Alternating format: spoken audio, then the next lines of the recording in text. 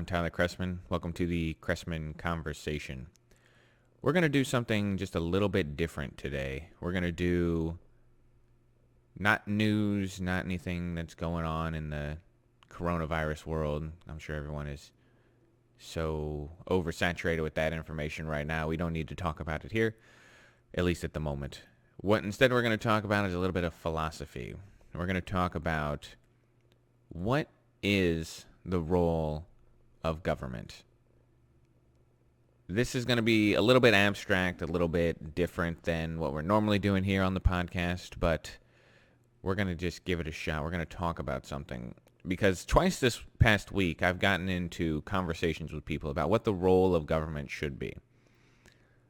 One of the people I got into a disagreement about should the government be involved in healthcare, and the other one basically just didn't understand my position. A lot of things there's a lot of baggage that comes along with the word libertarian, which is actually why I started to embrace the term last year. I, for a long time, was trying to embrace that sort of Jordan Peterson, Dave Rubin, classical liberal tag, which I thought really described me because my entire life I've always voted Democrat and always been a Democrat. My family is democratic, if you will. But the last few years, I've watched the Democratic Party devolve into something that I don't recognize anymore. And a lot of the things that I believe haven't changed in terms of my social beliefs. I still am very much on the left socially. Whether it was, the big one, the big easy one being, I have been a proponent of gay marriage for as long as I can remember. That was always something that the left championed. And that's something that Republicans still don't, they don't fight necessarily, but they don't embrace wholeheartedly. But things like that, I was pro-choice, pro-gay marriage, all these things on the left. But then I watched the Democratic Party just implode, and I have felt like I've had nowhere to go. So I've embraced that term classical liberal for a long time, where I said I really am just an old school Democrat. And anymore, I've decided what I'd rather do is embrace the term libertarian. But here's the problem with that. Oh, cat's in my lap. She's just too much. But here's the problem with embracing the term libertarian. Libertarian has a lot of baggage attached to it, and there's a lot of people who have a lot of assumptions about what it means to be a libertarian, which are kind of difficult to unpack in small conversations. So, for example, the guy I was having a disagreement with the other day said, well, what are you? You don't like roads and schools and this and that? And I said, well, no, that's actually not what I believe at all. Because the other problem with being a libertarian is that the philosophy doesn't converge in one single point. The Libertarian Party is sort of a catch-all for people who want smaller government, but what that government should look like isn't universal among the party. You have anarcho-capitalists in there. You have just straight-up anarchists in the Libertarian Party. And then you have people like me, who I'm not an anarchist. I think the government has a function in society, in life. But I think that it should be smaller than it is now.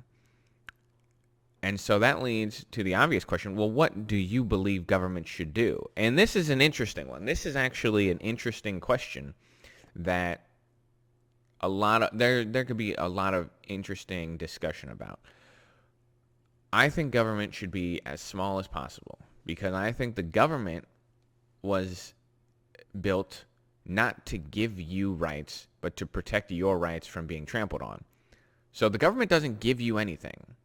The government takes from people and distributes what it takes among the people. But the government itself doesn't generate capital. It doesn't generate money. All the money that funds the government comes from people. So what should the government spend money on? The government should spend money on things that are universally wanted. So this means I don't think the government should fund things that 51% of the country want, or 60% of the country, or 65%. I think an overwhelming majority of the people in the country have to agree that the government should fund it for it to be funded. And the government's role should only extend so far. So what are the things I believe the government should fund? The government should fund infrastructure because almost everyone agrees that that is something the government does, and it does it fairly well. So roads, bridges, tunnels. I think the government, there's a good case to be made that the government should be in charge of the energy sector. So your power plants, your nuclear facilities can only be run by the government, in my opinion. I think the government has a role in protecting its citizenry. So police, fire departments, the military being the obvious one there. One way to think about this, and this is always an analogy. This used to be an analogy I didn't like, and anymore I've come to embrace it because I actually think it has some utility in explaining this to people in an easy to comprehend way. The government has a monopoly on force. The government is the only one who can use force against other people, except in cases of self-defense. So taxation, by definition, is the government using force to extort you. Now, it's like paying a membership to be in a club. You want to live in the United States, you pay the membership fee, which is your tax money. But taxation is force because the government, in essence, is a giant gun that's pointed at you. And in order for them to tax you, there is that underlying threat of force. If you don't pay your taxes, you go to jail. Men with guns come, they take you off to jail, and that's that for you. So if you use that, if you think about it in that way, if you think about the government being a giant gun, well, what would you use a giant gun for? Obviously, protection and self-defense. And then you say, well, would I use a gun to help people who are impoverished? And you say, I probably wouldn't. I probably wouldn't do that. Now, do I think we should help people who are impoverished? Of course. I think that that's good. I personally give money to charity because I believe in these things. I would encourage other people to give money to charity because it's a good thing to do. I think we should all have compassion for people who are less fortunate than ourselves. I think that these are all excellent things. But is the best way to do that through the government? That's the question. And my personal answer is no, I don't believe that. I think the government is a bloated bureaucracy that loses more money than it knows what to do with and is susceptible to graft and corruption because it is so gigantic. So if you slim it down, I think the more you take out of government, the less likely it is to lead to corruption. So my libertarian philosophy kicks in when you are no longer putting money from the government towards public goods. So we're not talking about infrastructure at this point. Everyone uses the roads. Okay, that's great. We'll fund the roads. Everyone uses the public school system. Well, I have issues with the public school system, but fine. Let's give money to the public school system. Things like this, the public good. I don't think the government should take money from one person and give it to another person. That is when the government oversteps its bounds. That is when it becomes something that I don't like. There are social programs that are the social safety net programs that are designed to help people who are impoverished. I think that's a good thing. I think the government does that incredibly poorly. That is why I don't think it should do it. Not because we shouldn't help poor people. We should help poor people. We should help people who are struggling. Those are not terrible things. Right now, for example, when you ask me, hey, there's a stimulus check coming. Are you going to take it? First of all, I wish I could take it. I'm not going to get a piece of that stimulus check. But if I was getting a stimulus check from the government, I would say, yeah, I'll take it. And here's why. This is a different kind of situation. This is an exception to the rule because right now we're faced with a natural disaster. We're not talking about sustaining people on a daily basis for years and years and years. What we're talking about is basically a natural disaster. There's a virus that is sweeping the world and has resulted in the collapse of an economy, a lot of which is the government's fault because it is shutting down businesses forcibly.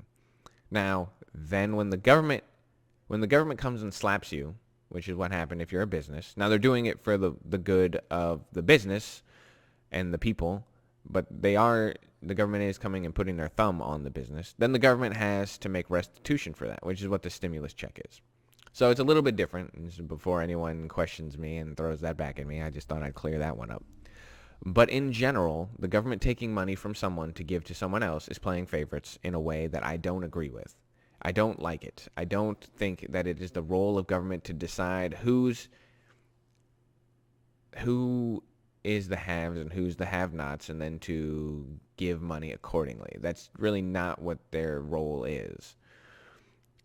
I think most people would give money to charity if they had more money. And if they would have more money if the government didn't take all of their taxes. So you say, let's get rid of those programs, let's lower taxes, and then people can do with their money what they want.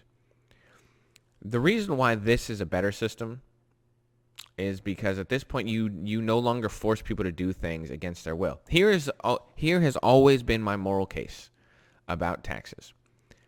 And this is the thing I made about healthcare the other day. Because the one interesting spot I think that a good debate should have is on healthcare. Is healthcare a public good? I don't think so, but I could see why people would. I can see the argument for it.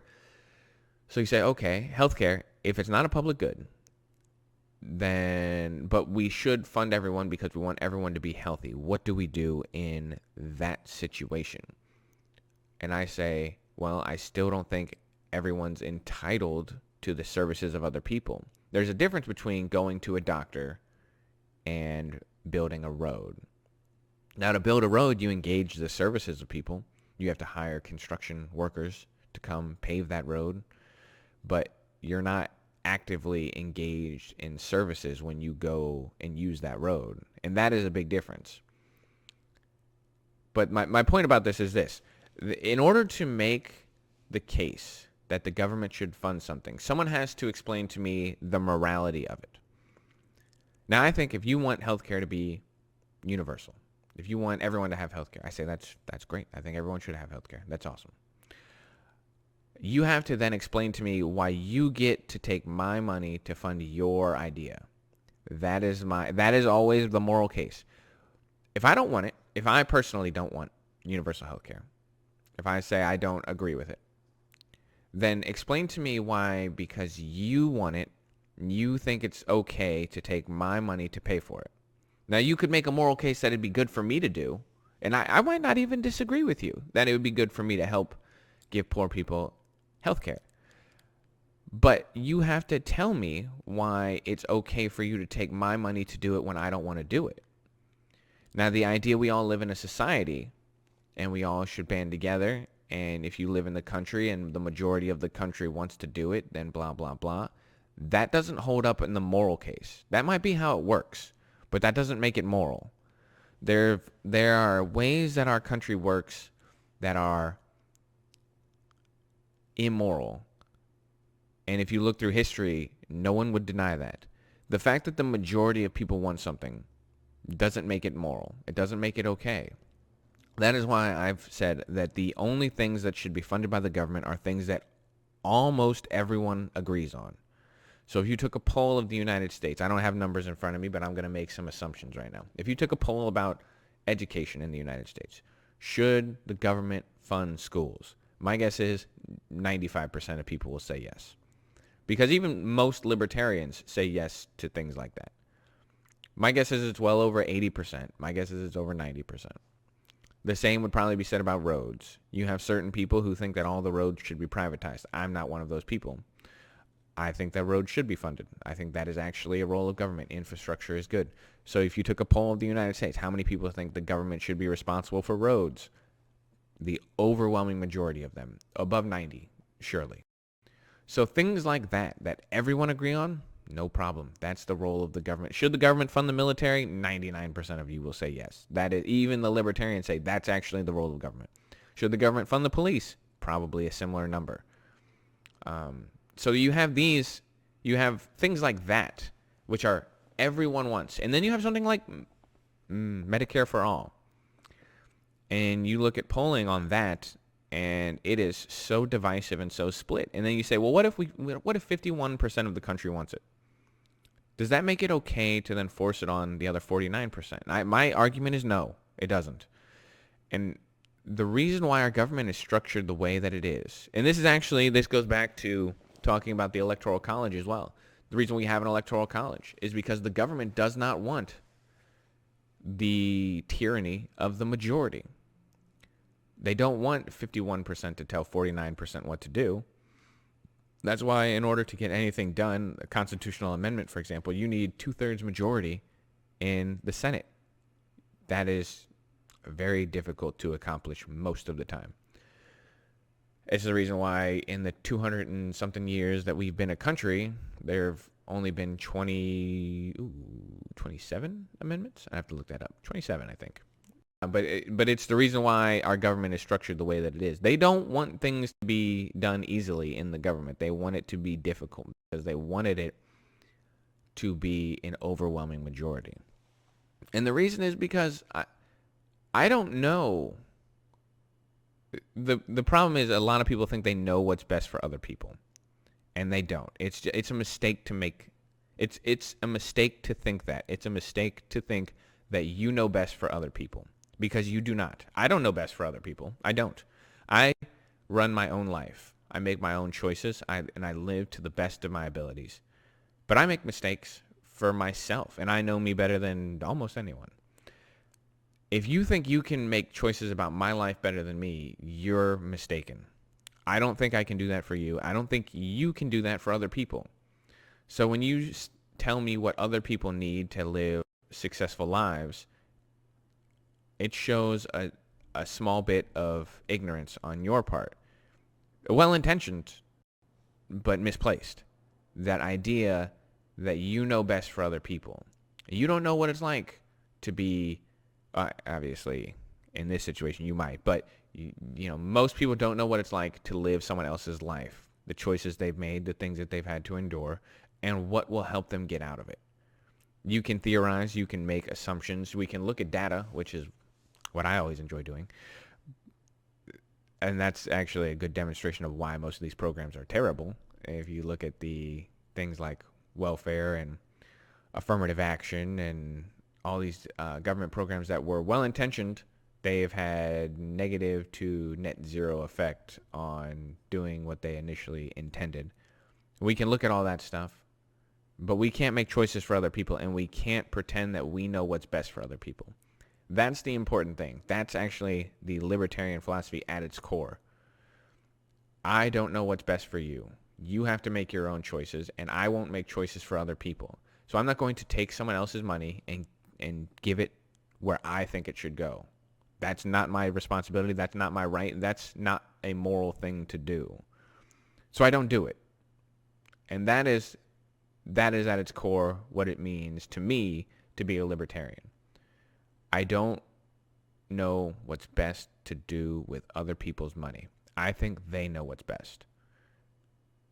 It's an elitist view to think that you know better than the masses.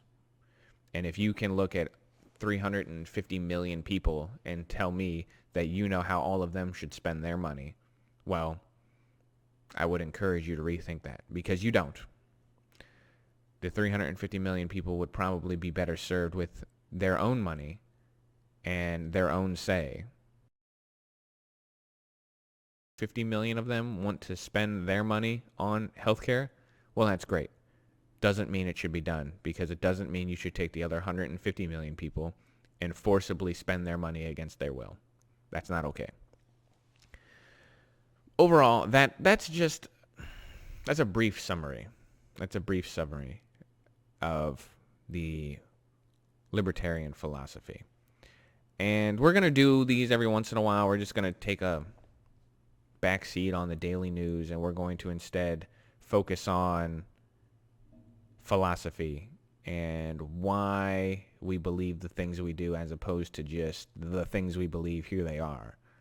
It's important that we understand why we believe these things so we can make good decisions in the future. In the future, there's going to be some program that pops up, and we're going to take polls. We're going to ask people, well, why do you think the government should do fill in the blank? And it's going to be easy to remember, well, Does everyone want this? Should we take money from everyone to pay for this, even if 49% of the country says they don't want it? And it'll be easier for you to say, no, I don't actually think that that's the moral thing to do. We shouldn't take money from people who don't want to fund things. Anyway, we're going to leave it there today. I think I'm going to do another one of these actually tomorrow or maybe 2 days from now. We're just going to do, again, these shorter videos, 20 minutes. This one was easy because this is just freewheeling right now, talking a little libertarian philosophy. But sometimes we're going to have to talk about the news. And, those are always, I'm trying to make them a little more digestible. So I would love, this one in particular, if anyone has any questions and or comments, either leave it in the YouTube video or shoot me an email. The link will be in the description on the YouTube video. And just let me know. I would love to hear people's feedback, places of agreement, disagreement, all that good stuff. Because this is an important one. This is one that we should talk about more, because this is basically what it is, what my entire philosophy is, tried to sum up in a 21-minute video at this point. So, encourage questions, comments, considerations. If you want to just throw praise at me, just let me know. And go ahead and leave a review in iTunes. We're still trying to get more reviews. Those are always super helpful. And with that, we're going to leave it here today. I am Tyler Chrestman. I hope you guys enjoyed it. I will talk to you again soon.